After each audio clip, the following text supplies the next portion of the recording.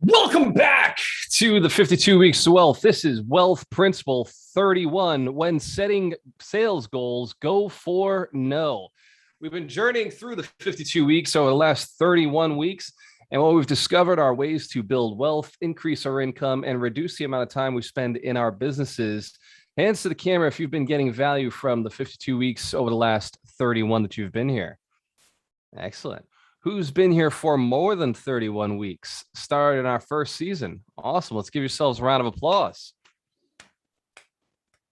You see, the people who go through it the first time see results. They increase their income, they double what they're making, and then they come back again to improve. Sometimes they're just there to test it out the first time and they don't apply. Hands to the camera if you know there's some people who didn't apply in round one the first time they went through it. Excellent, excellent. Most people do. Most people do. And hands to the camera if you know you applied, if you've had results, if you've seen improvement. Excellent. Awesome. Now, Wealth Principle 31, when setting sales goals, go for no. This comes from a book that we have all of our sales team read. And that book is called Go for No. Mike Shine, if we can get you to review the book of the week, our keeper of the books. Here you go. Go for No. Very short book, great for salespeople. I enjoyed it because it kind of reminded me of, because it has a story of wealthy gardener, rich dad, poor dad, and life in air. You know, it's like a story. Guy gets bonked on the head, goes 10 years in the future. It's Darina's favorite book. She's always pushing it on the wholesale mastermind group. It's awesome. And the theory is that you don't get your yeses in sales and then sit on your laurels. You go for no and you keep working it, which makes you make more calls. Anybody who's doing sales, which, by the way, if you've been in this group for any length of time, you know that you're all in sales, should read this book. It's, what did I say? It's so short. 76 pages. I crushed it on Audible last night again to review it. It's a great book, and it's definitely great for salespeople. Thank you. Let's give Mike Shine a round of applause. The keeper of the books, our holistic attorney, the closer. Books are part of what we do here. We read one book a week. That gives us 52 books at the end of the year, which gives us a 1 to 52 advantage over the average person. The average person reads one book a year, and they don't even finish that book. Whereas in this community, we read one book a week, which means we're 52 times more advanced than the average person. Every year, that gives you an additional advantage. I've read over 350 books, and do you think that has had an impact on my income? It certainly has. It's increased it. It's improved my abilities to communicate. It's increased my ability to earn and to get to the next level. You don't need to read all of the books. That's the truth.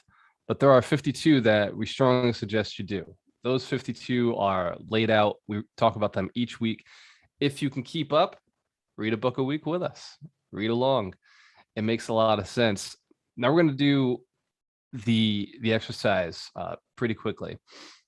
Go for no stands for not knowing exactly, not needing that yes. Like when you're cold calling and you're looking for prospects, when you're looking for the no instead of the yes, you celebrate your failures and your successes, because you're going to have more failures. Part of life is failures. But if you can look at it as, okay, I learned something. Every failure was a lesson. Every failure was an opportunity. Every failure gave me something. Or even if the failure is just, I need 10 more of these in order to get to my number, I've got to, failure 8 means failure 9 is coming. Failure 9 means failure 10 is coming. And if failure 10 comes, that means your success is right around the corner. Sales is a numbers game. It's about how many people can you contact? How many people can you reach out to and build deep rapport with? There is a point where conversion hits a maximum.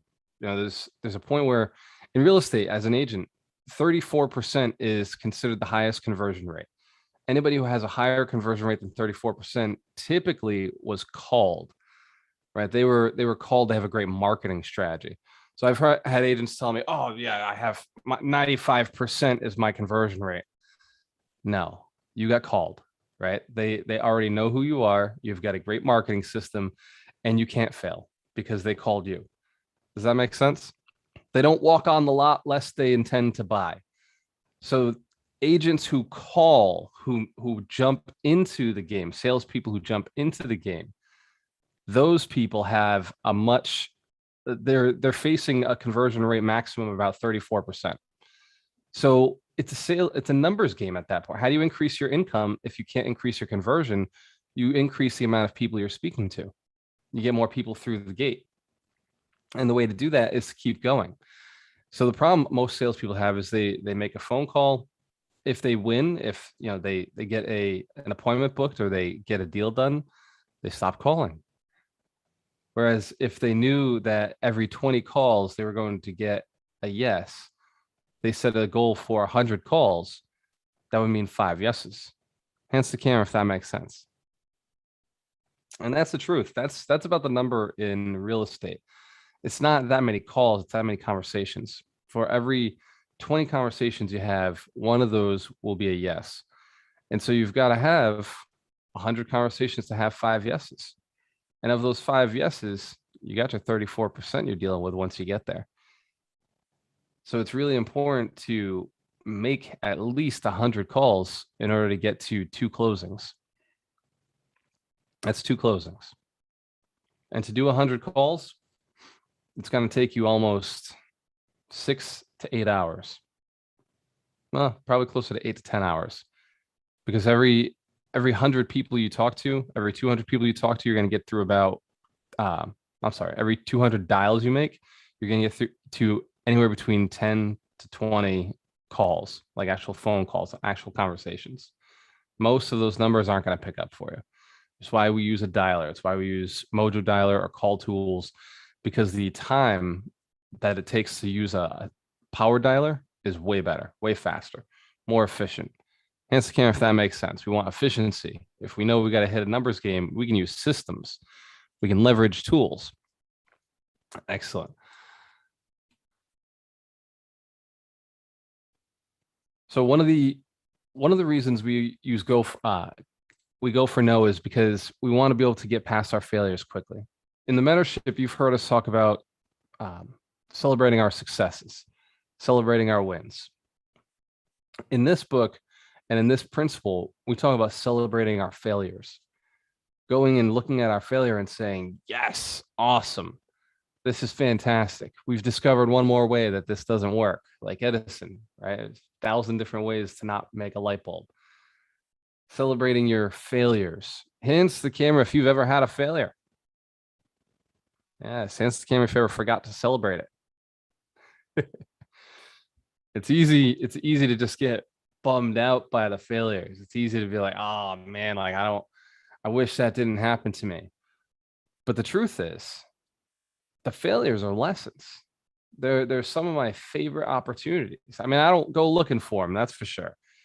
But if they do happen, I get excited because that means I don't have to let that happen again. If I learn from it this time, it doesn't have to happen to me in the future. So I can just learn the lesson and I can move on. And somebody else can also learn the lesson from it. Rod Khleif has a saying, every failure becomes a seminar. So as we learn, we can teach, we can share our lessons so that somebody else doesn't have to suffer the things we're suffering.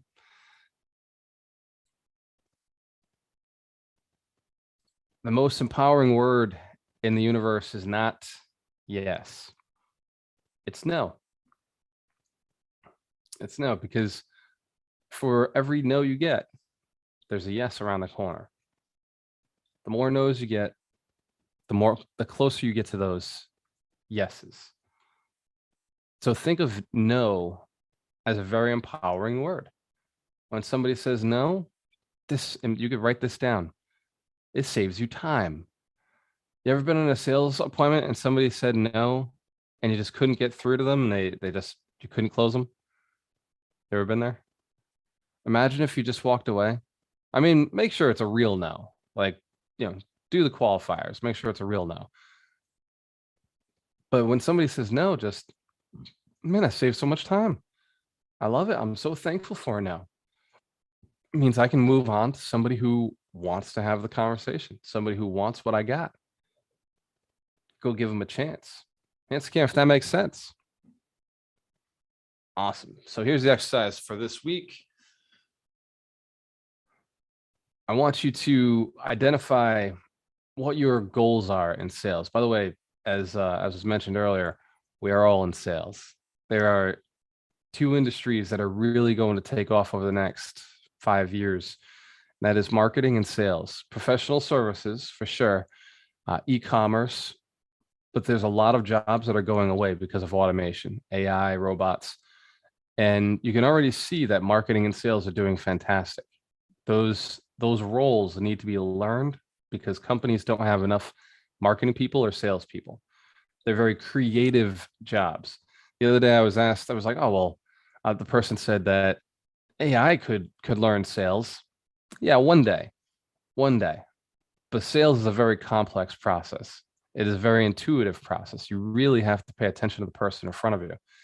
And there's so many variables, so many things that can go right or wrong, that it's going to take them a long time to replace us as far as sales goes. But what AI is replacing is basic stuff, right? Like cold calling, right?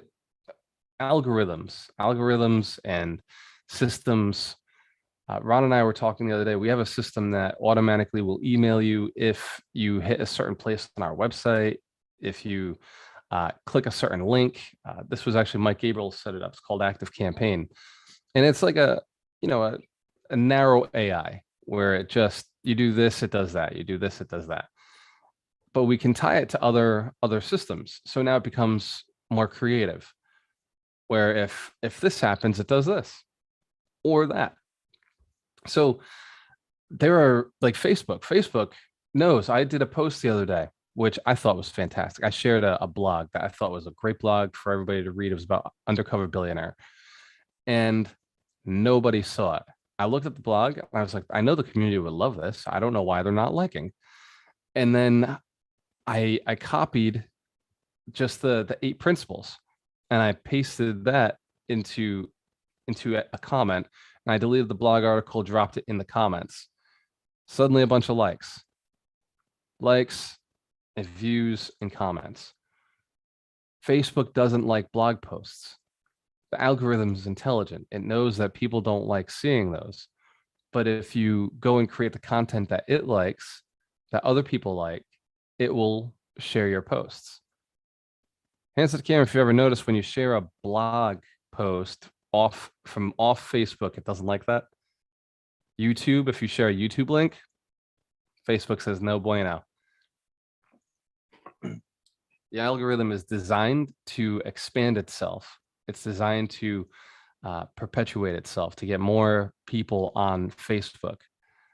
These algorithms are very intelligent. They're operating as a narrow AI, and they can do quite a bit. They foresee quite a bit, and they're tools. They're powerful tools. Leverage them. Don't be afraid of them. Leverage them. So I want you to write down what number of people would you have to contact? How many people does it take for you to get a yes? How many people do you have to call or contact in order to get a yes in your business, in your industry?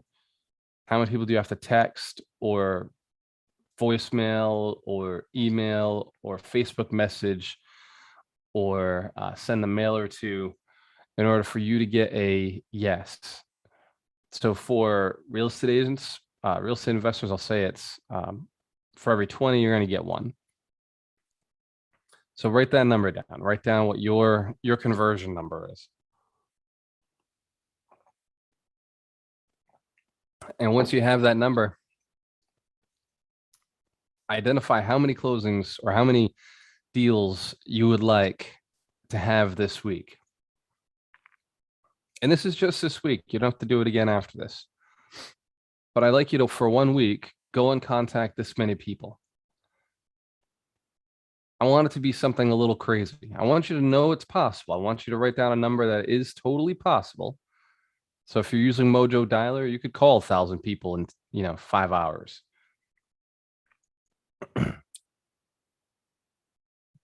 If you're not, well, then you need to have a much better list, a much more qualified list. And I want you to this week, go and make those calls. Going for no, aiming for somebody to say no to you. I mean, throw it all at them. Hey, by the way, this is what I'm looking to do. If they say no, awesome. Hey, who do you know? Who do you know is interested? Let's give Melanie a round of applause. It's her birthday.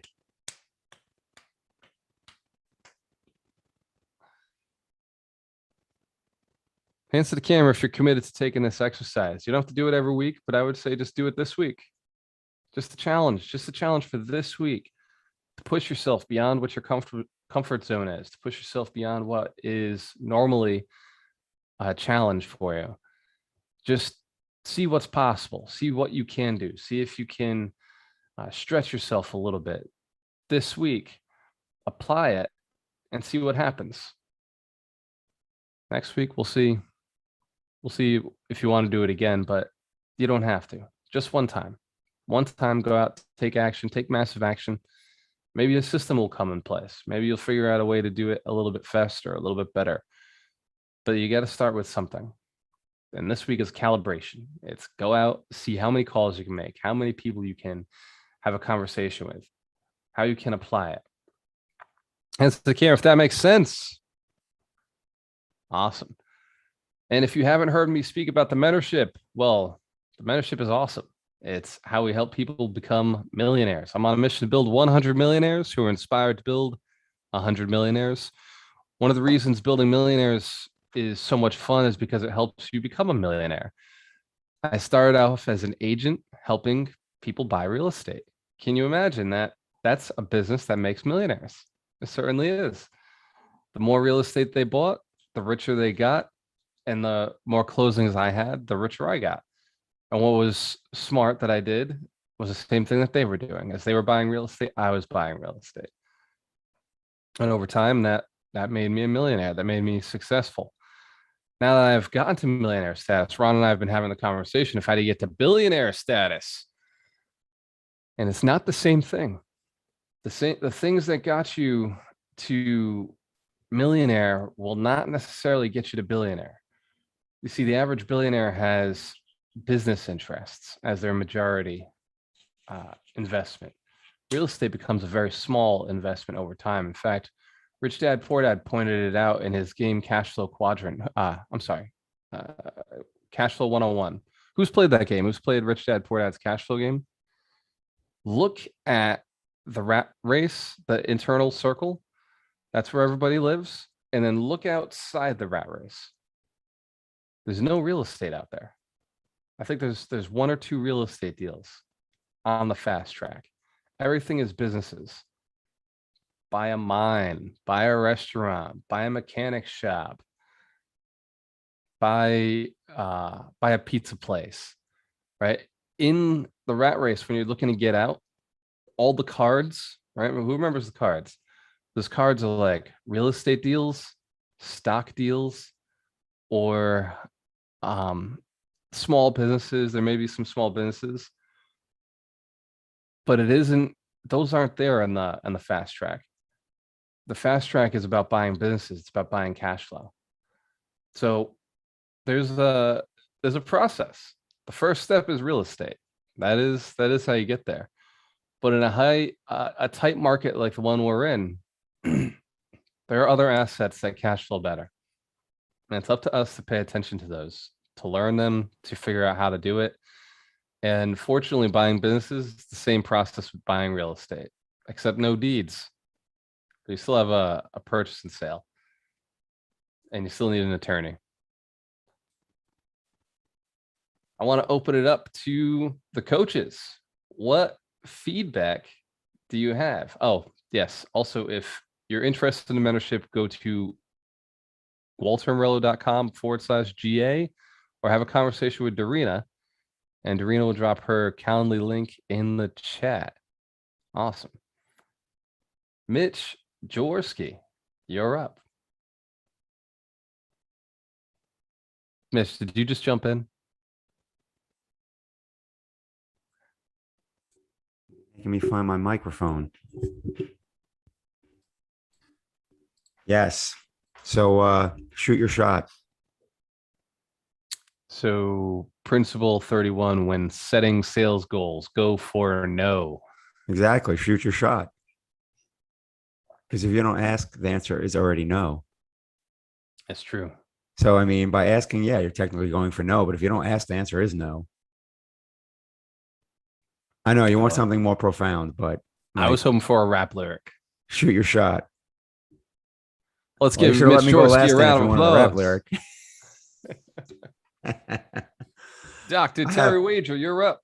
I have a lyric for you. It's called Crypto Call Tuesday 6:30. I know you want me doing it, so if I don't throw it out there, you're going to be sad. So 6:30 Crypto Call. Whoever wants to join in, I'll drop a link and you can sign up for it. It'll be a 30-minute Q&A to get rolling, and it's going to expand from there or something like that. So we've been talking about it for weeks. It's finally happening. Tuesday at 6:30. That's right. Excellent. So if you don't show up, I'll assume that I got my no. See what just happened? Drop a link. I see what you did there. Yeah, drop the link. Thank you. Drop the link. Dr. Terry Wager, you're up. I love book titles, as you know. Quit Taking Your Own Bad Advice is all about getting people's attention. Go for No is also about getting people's attention. And the idea is really think about what no means, because when I hear no, it doesn't necessarily even touch what the person's no is all about. It's just my experience of no. And so if I'm allowing my experience to cloud the conversation, then I'm actually starting to take my own bad advice.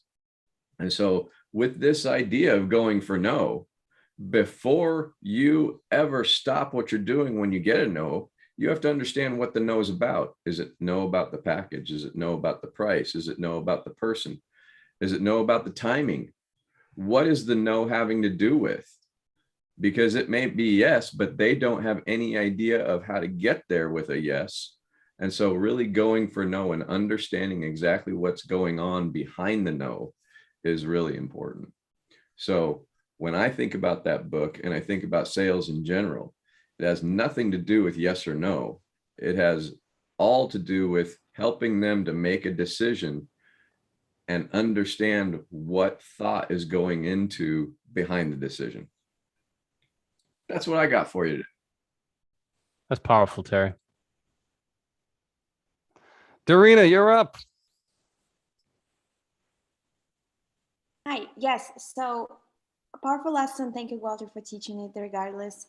And for me, is it no for now or not no forever?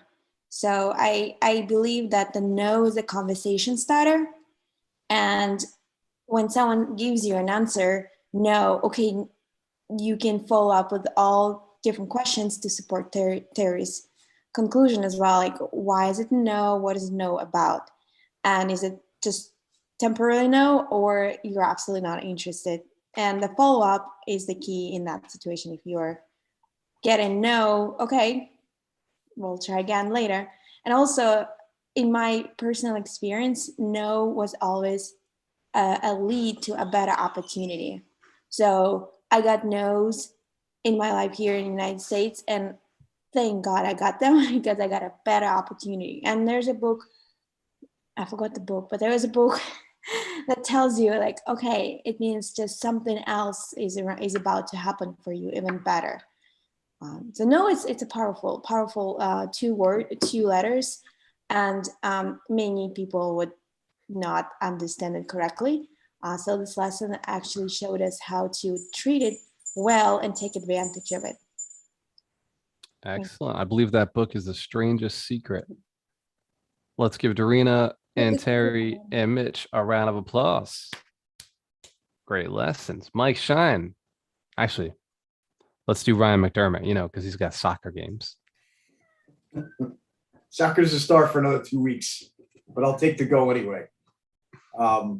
Yeah, it's interesting. I've been, a sales professional for, this is my 17th year. And, and I can remember when I started out, you would just it was just constantly trying to find those yeses, right? And I can remember when I created a partnership with my current partner, Justin, we're out there sort of both selling, right? And, I have like my list of people that I'd be following up with. This is, 5-6 years ago. And he'd be making more sales than me. And he's like, well, why aren't you making as many sales as I am? And what was happening was I had about, 100 people on a list, and I'd be constantly sending them, I'd send an email once a week and, to each of them, individual email. And then I wouldn't get I get a response from a few people, but then most people would ignore you. And I'd just be constantly following up with the exact same leads, except, not accepting that most of these people are no's, and you need to go find new people. And you need to decide who your client avatar is. Who do you really want to work with? Stop trying to please everybody. Find the people that you want to please. And so now I'm in a position now where I find myself saying no. Like if somebody comes to me and says, can you do this thing for me? And it doesn't fit into what I want to do. And I'm saying no until I get the type of people that I want to work with. And the most important trait is, are you coachable or not? If you're coachable, I can work with you. If you're not coachable, you're not. There's a lot of people that are not coachable. And so I say no more than I ever have, but I'm having more success than I ever have. So that's it. I love that. Let's give Ryan McDermott a round of applause.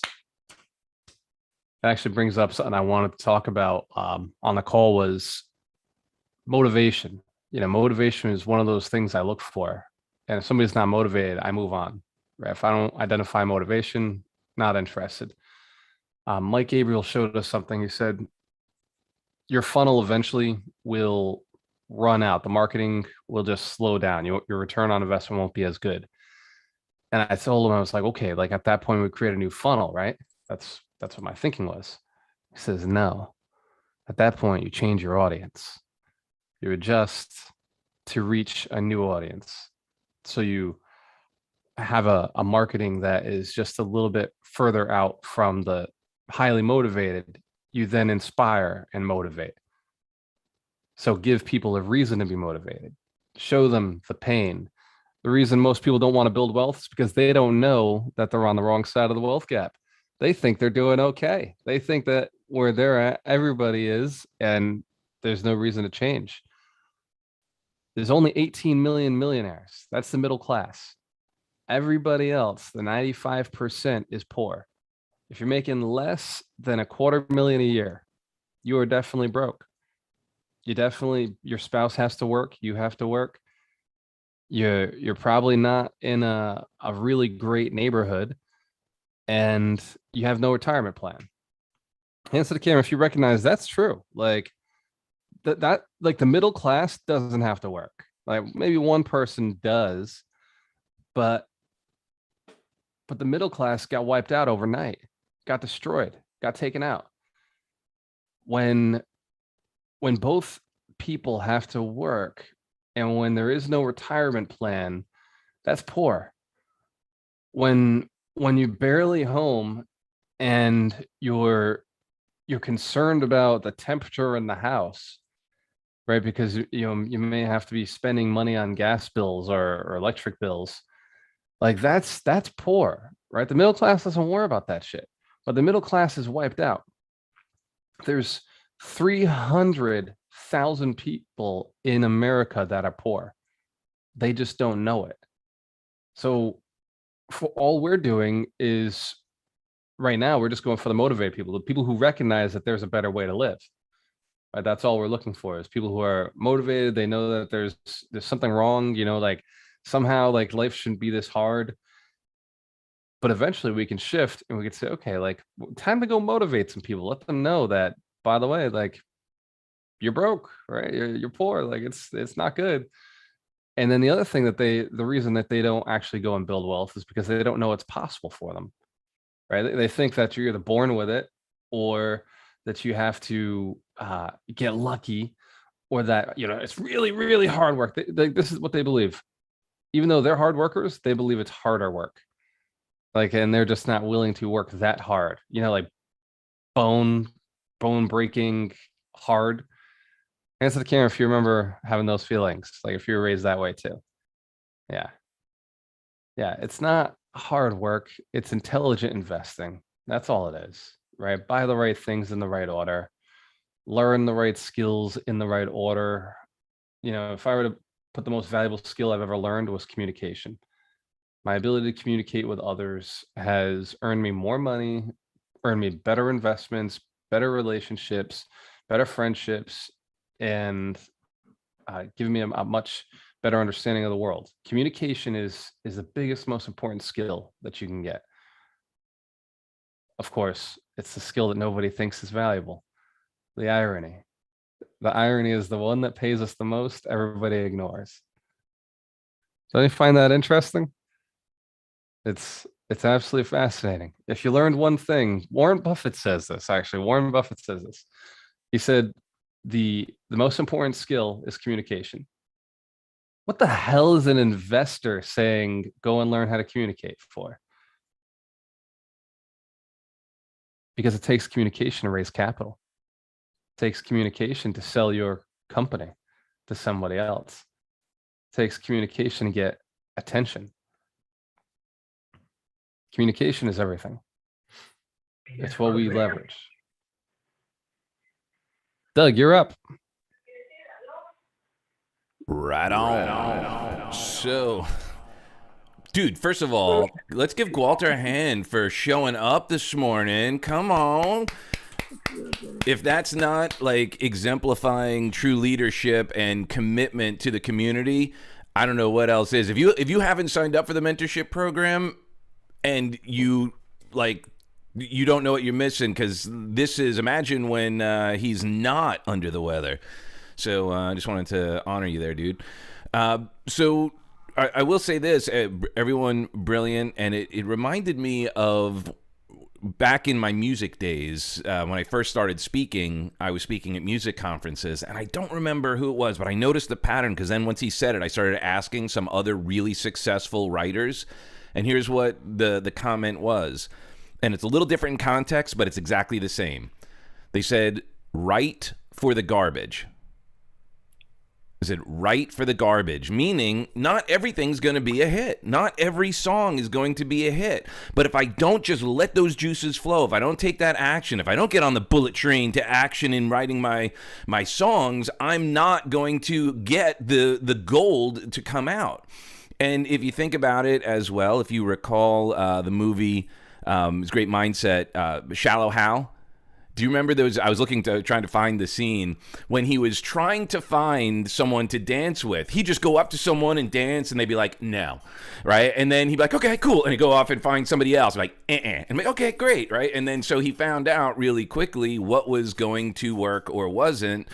And yet, to Doreena's point and everyone else's point, no is usually not now or not yet. So that doesn't mean never. That just means, I need more information, is an opportunity to gather more information, to unpack more. So, yeah, I mean, action is always the antidote. And, feel free to write for the garbage, because not everything is going to be a hit. And yet, if you're not taking action, to Mitch's point, you're going to get a no anyway. So, that's all I have to say about that. Thank you. Awesome. Let's give Doug a round of applause. Excellent. Excellent. Mike Shine, you're up. So I know a lot of people in this group are real estate investors. And for me, one of my greatest victories was by not taking no for an answer. I went to buy a building in town, and then the seller, I said, hey, would you hold some paper? And he said, no. And then next time I saw him, I said, hey, would you hold some paper on this property? He said, no. And then luckily it was only 3 times, not the 5 times they say and go for no. But on the 3rd time, he said, I have a small mortgage. If you pay off the small mortgage, I'd be happy to hold paper. And it allowed me to get into this building that I absolutely love. I paid the guy every month on the 23rd. He was like shocked I'd show up with a check. And then when the year was over, he was a little disappointed that I paid him off with an institutional loan. So that is my personal lesson of go for no. If you're talking to someone who's selling, make sure you ask them if they will hold paper on that. Thank you. Let's give Mike Shine a round of applause. That's true. Part of negotiation is always ask the seller to hold paper, always. And the other negotiation is always ask for unique terms, maybe no down payment. Terms are everything in real estate deals and in business deals. In fact, terms are everything when it comes to negotiation. That's why communication is so key and so important. The better you get at communication, the better you get at negotiations, and the better the deals you get. At this point, I want to open it up to questions.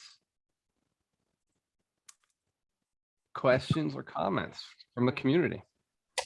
Hey guys, good morning. It's Kevin. So I know we're geared towards going for no. Well, it seems that way. That our conversation today has been going for the no at the end. I'm going through no right off rip. I'm trying to at least try and aim for like 3 no's throughout a conversation before it even starts to get into some type of communication where I'm asking for something or they are, right? So it's not only necessarily just waiting until the end and getting that last response of no or yes. It's literally throughout the conversation. From the beginning too, I like to shoot from the beginning and then from there, work my way with the no's. So I figured I'd share that with everyone. Thanks, guys. Appreciate you guys. That's a cool one, Kevin. Let's give Kevin a round of applause. Thank you, Kevin. What else? Your shares, takeaways, questions. Can I just make one quick distinction on this as well? We want to be careful not to attract the no's. It's really about the relationship with the no's. So we still want to go in with the positive mindset. They're going to say yes. They're going to love everything I've got to offer. They're going to make a deal. They're going to all of that. And there's a dance there, right? It's our relationship to what everyone's really shared as well is with that no. So Kevin, great share. It's that your distinction, your relationship with that no is because it's going to be moving forward through the conversation. We just want to be a little careful not to be kind of hoping for a no when we might attract the no as opposed to going in with that positive mindset, because otherwise it could, well, you wouldn't want to do a deal with me, would you? Right. And then that might be a 2 millimeter shift going the other way. Yeah, it's like, you're probably not the homeowner, right? Yeah, I'm guessing you're not the homeowner, right? And again, like you had said, once you get that yes, it almost seems like they're quick to that yes to kind of end the communication. I get that feeling. Mm-hmm. If I get that yes way too fast, they're like, yeah, whatever. So it's like if I'm targeting, I feel like if I'm targeting those no's, I'm getting a better response. Right. Oh, yeah. I just wanted to put the distinction there so that someone doesn't read that into, let me just make sure I set myself up for no's. Totally. Thanks, Doug. Absolutely, brother. Yeah, and it's interesting, in NLP, we strategically go for getting a person to comply. We have them say a yes a couple times. We ask them questions that they would only have a yes to.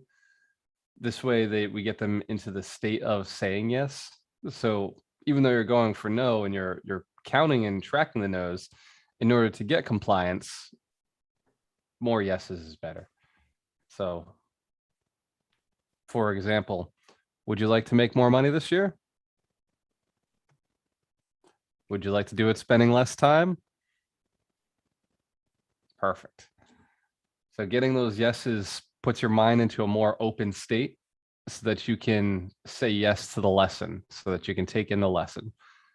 Give yourself, a what's in it for me? Why am I paying attention to this? So get the yes from somebody when you're on the phone call. Hey, would you like extra cash? It's kind of a gimmick, although I can't stand hearing that. But there's a lot of different ways to make those calls. And like Kevin has figured out in Fall River, that strategy works. And I totally see why it does. Because I've cold called Fall River quite a few times. And it's no better way to put this, and it's a very negative community. So it's just part of the culture of the city. So what he's doing actually makes a lot of sense. Comments, questions, statements, takeaways? One of the things that I might say with this, because sometimes people tend to get too focused on no or yes or whatever that is. But really, when you're having any kind of conversation with someone in a negotiation or in a sales conversation, it's more about the leading and the following and having the dance back and forth. I think Doug was talking about the dance idea, and it's really coming to an understanding of what's going to work for each person. So one of the recommendations I make with people when I first start teaching them how to sell is forget about no or yes and start getting to an understanding of where they're at. Because when we focus too much on those two words, we're losing what we're trying to do, which is connect with the person, see if there's a problem we can solve with them, and see if we can have a decision made. And so it's really important that we don't get too focused on no or how to get a no or how to get a yes. It's really about what the flow of the conversation is and how do we want it to go. Excellent. I like it.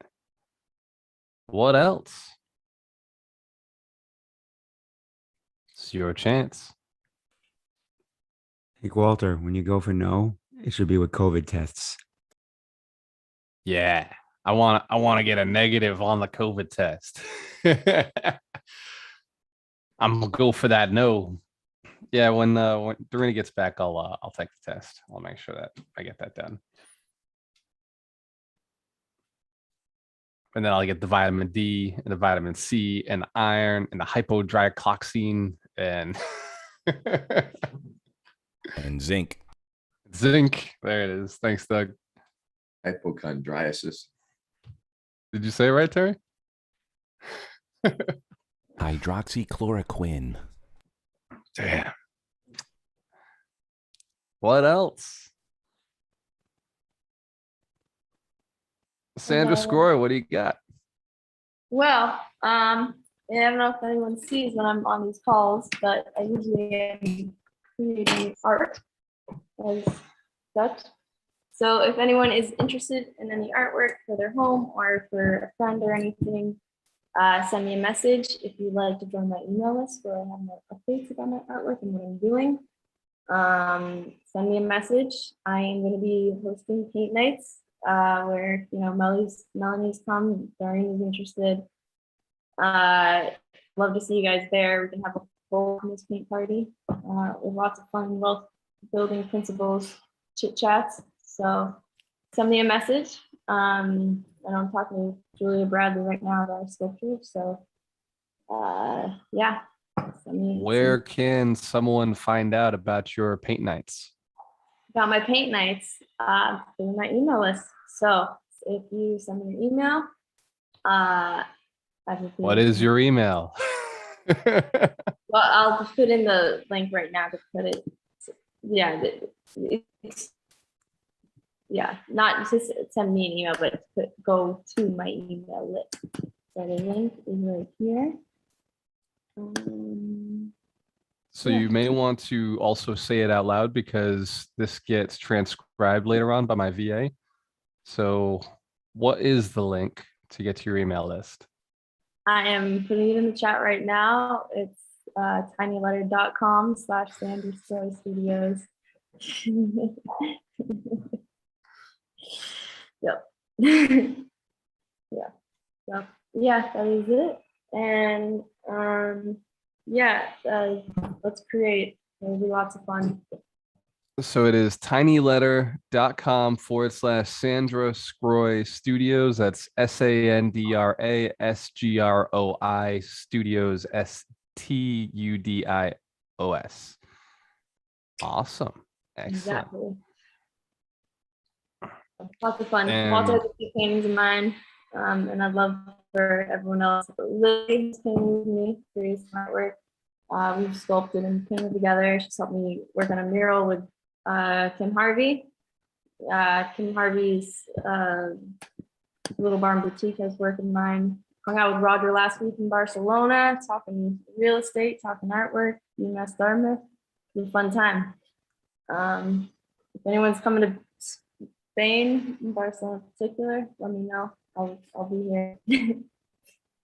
Sandra, I have a question. How long are you staying there for? Do you know? To the end of the year? Because I might come in Should December. be lots of fun. So I will buying not be coming. Monday. Do you know when you'd come? If I come, it will be either 27, 28 of December or January 10th, 11th, or 12th. Okay. In January I won't be here. And yeah, we'll keep chatting and yeah, cool beans. So yeah. And then let she'll me be going know. to Russia in the middle of Go to winter. Russia and I make a long stop in Europe usually for like a couple days. So I'm picking my city this year.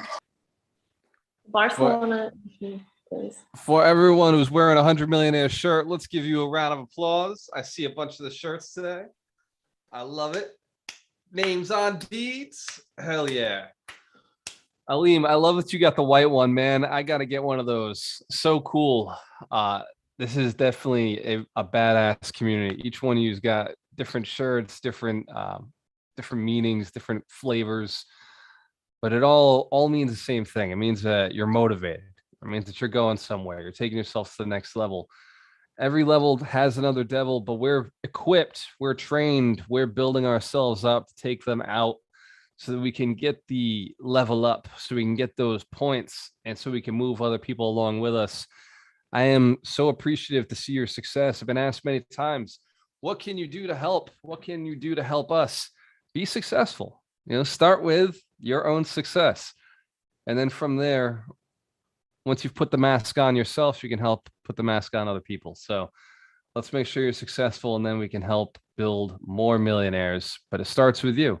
It starts with your dedication to yourself, to your family, to this community, and moving yourself forward. Sane Tangerali, I see your hand up. Well, I mean, it's ST, not Saint, but they can call me Saint if they want. But ST, you got it. yeah, so I just joined this group primarily because I'm currently looking for real estate investors or even professionals who would need marketing services or even branding services.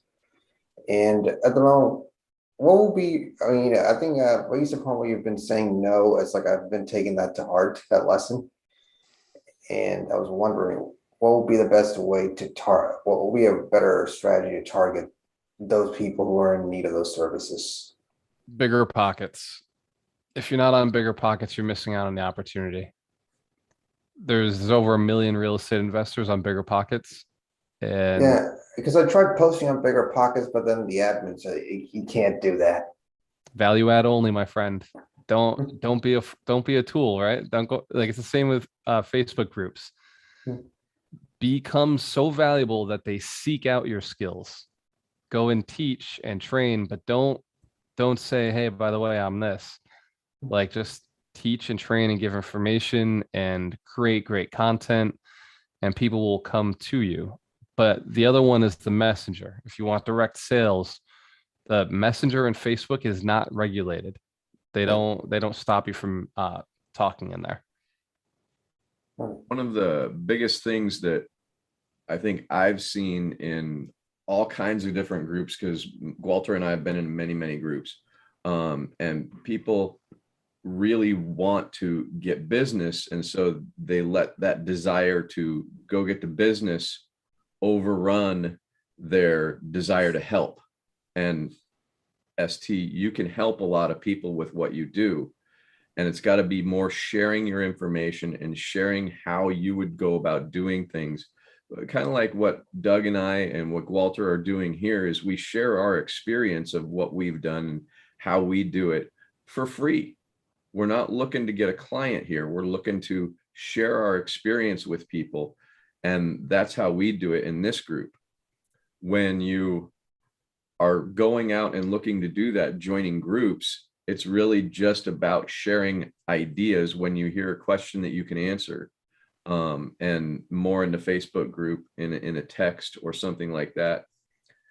And it's much more of a soft sell than, hey, I can do this. You don't want to be a billboard in the middle of a group. Exactly. It's the same strategy that Dorina uses that we're using down here in Tampa now. So any of the RIAs, the Real Estate Investors Association, Dorina is connected with all of them. We've gone and we've visited them. We've added value to them, and now they're asking us to speak. So now I go and I speak, and again, add value and offer something free at the end. That free thing is a lead magnet, gets me their contact information, and gets them into this 52 weeks to wealth, gets them started here. So if they do want to move forward and to do something with us, awesome. And if they don't, that's not going to stop me from giving stuff away. Either way, I'm going to give it all out anyway. Yeah, and with the messenger, a really powerful strategy would not be, oh, hey, here's what I do. You want my services? It would be spend a little time, notice what they're doing, and say, hey, you know what? I noticed you're doing this. Here's an idea for you. What if you did X? I think, I found, great successes with that. And then you're not asking them for sale. You don't follow up with, would you like to have a phone call to learn more? You just offer the advice, and then they go, oh, okay. And they may or may not try it, but at least if you're following up, it's not like, hey, any more thoughts on signing up with me or that strategy call? You could follow up with, hey, I'm just curious. I noticed, I was just wondering if you tried that, you thought about it, what were your thoughts on it, if they didn't respond, as opposed to immediately trying to get them on a strategy call or get them, like buying into your service. You need to give them a couple of bites of the pizza before you offer them that's why, you go into the food court and they're offering samples, right? They want to taste it and go, ooh, that is good. Okay, I'll try that. Food for thought. I like that. And I like to look at any kind of direct sales like this, a lot like dating women, right? Like if you go up to the girl at the bar and say, hey, I want to sleep with you, she's going to slap you in the face and throw her drink at you, right? If you're lucky. But you can get that same exact girl if you were and sit on the side of her and start a conversation about something in the bar. So if you're on Bigger Pockets, you can start a conversation that would be implied, like, how long have you been on Bigger Pockets? Or how long have you been real estate investing? Or what's your experience in real estate investing? And you don't necessarily have to know too much about them. Everybody on Bigger Pockets will respond to that question. Hey, what's your real estate experience? How long have you been in real estate investing? Everybody responds. From that point, you have the conversation. You have to be, again, like I talked about earlier in the call, a good conversationalist, a good communicator.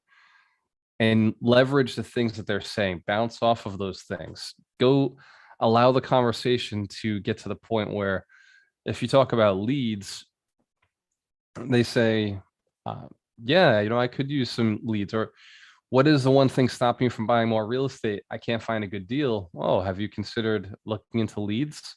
Have you considered, getting more leads? And if they don't have the problem of needing leads, they're never going to be one of your clients anyway. So like self-discovery, allow them to identify themselves as somebody who could use your program or not, just another relationship you've built. That helpful?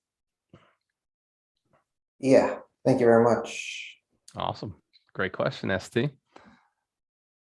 Well, ladies and gentlemen, I'm going to jump off. I'm going to strongly suggest that you set your goals, set that intention to crush them this week. It is a little bit of work. Many of you have never done the cold calling thing. Many of you avoided it, but I would say this one week, just this one time, go and make some calls if you dare. If you're not afraid of a little too much extra money in your pocket, if you're not afraid of a little too many extra opportunities, hands to the camera. If you're not afraid of opportunities, you're okay with it. Yourselves a round of applause. I appreciate each and every one of you. Cheers to your success when you have a choice. Always work with the best. Work with the best. Work with the best. The best. The best. Later, my friends. You Later. rock. Feel Feel better. better. Feel better. Better, Happy sir. birthday, Mel. Drink lots of vitamins. Feeling Take better lots already. of water. Birthday, Melanie. Woo. That's right. Happy birthday, Mel. Happy birthday.